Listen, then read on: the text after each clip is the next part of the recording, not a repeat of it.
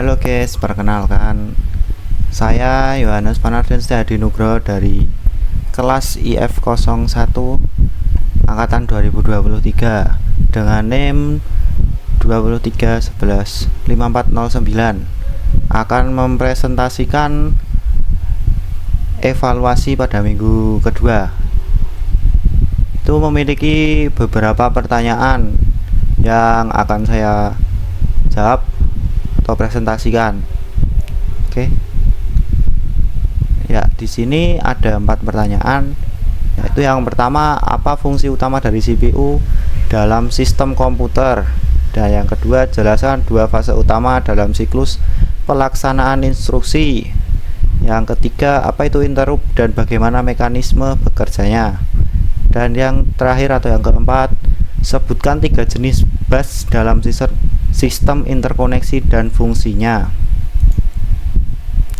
Oke, yang pertama CPU. Ini contoh gambar CPU ya. Ini dari 2 merek terkenal. Oke, CPU atau Central Processing Unit adalah unit pemrosesan utama dalam komputer yang berfungsi sebagai otak dari sistem.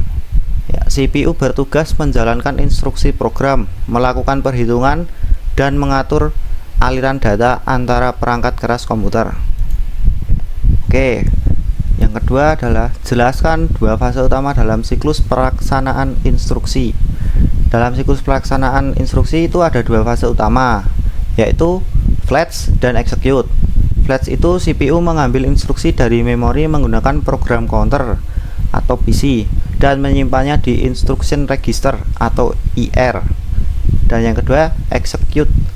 CPU mendekode instruksi lalu mengeksekusinya, baik dengan menjalankan operasi aritmatika, logika di ALU atau memindahkan data. Instruksi-instruksi ini dalam bentuk kode-kode biner yang dapat diinterpresentasikan oleh CPU, kemudian dilakukan aksi yang diperlukan. Oke, kita lanjut. Nah, ini adalah langkah-langkah flash bekerja ya. Berikut langkah-langkahnya. Program counter atau PC menyimpan alamat instruksinya. Instruksi berikutnya yang akan diambil. Terus yang kedua, mengirim alamat. Alamat dari PC dikirim ke memori melalui bus alamat. Terus selanjutnya mengambil instruksi. Memori mengirimkan instruksi pada alamat tersebut ke CPU melalui bus data. Terus yang selanjutnya, instruction register atau IR. Instruksi yang diambil disimpan di IR. Terus update program counter. PC diperbarui untuk menunjuk ke instruksi berikutnya. Oke, kita lanjut ke fungsi execute. Langkah-langkah. Oke. Execute adalah fase kedua atau setelah fetch. Proses yang pertama adalah dekode. CPU mendekode instruksi yang ada di instruction register atau IR untuk memahami operasi yang harus dilakukan. Selanjutnya, pelaksanaan instruksi. Setelah instruksi didekode, CPU menjalankan operasi yang diperlukan. Operasi ini bisa berupa operasi aritmatika atau logika di ALU atau Arithmetic Logic Unit, atau bisa berupa juga transfer data antara register dan memori. Terus proses selanjutnya adalah penyimpanan hasil. Jika instruksi menghasilkan data, hasilnya disimpan ke dalam register atau memori. Terus yang langkah terakhir adalah update status.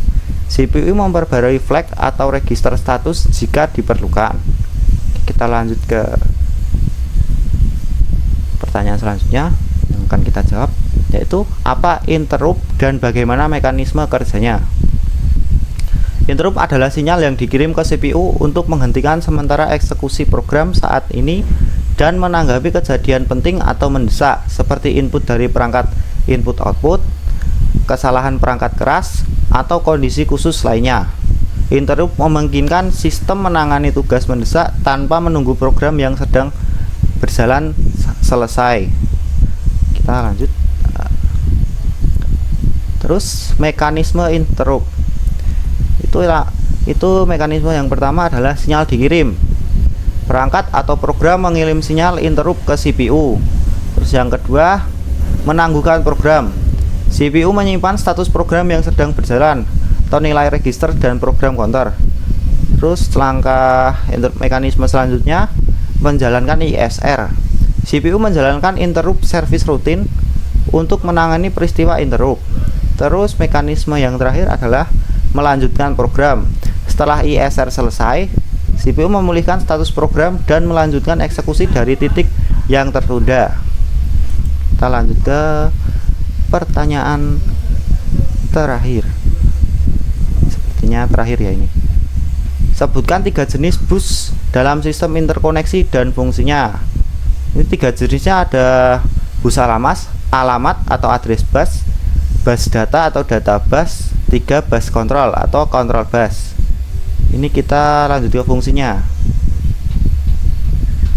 Fungsinya itu ada bus alamat atau address bus. Fungsi mengirimkan alamat dari CPU ke memori atau perangkat input output untuk menentukan lokasi data yang akan diakses. Terus kita lanjut fungsi ke bus data. Fungsi mengangkat data antara CPU, memori, dan perangkat input output, baik untuk membaca maupun menulis data. Terus ini kita lanjut ke fungsi bus control. Fungsinya untuk mengirim sinyal kontrol dan status untuk mengelola operasi antar perangkat seperti sinyal baca, tulis, sinyal interrupt, dan lain-lain.